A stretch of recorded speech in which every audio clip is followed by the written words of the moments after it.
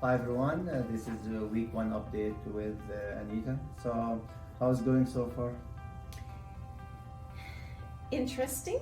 The sugar thing has been an interesting reduction.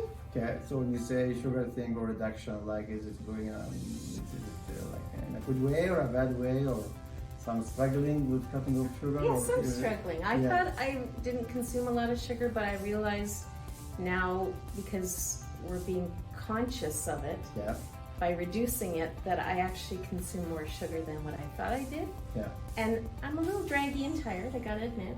yeah. That's very normal. And did you lose any weight over the last 7 days? I did. I lost 2 pounds. Okay, that's a very good start. So let's wait and see for next week as we learn. We see if we can apply what we learn, and we see if the weight is going down or if there's any improvement in general in your lifestyle. Okay? Okay. Thank you so much. Okay.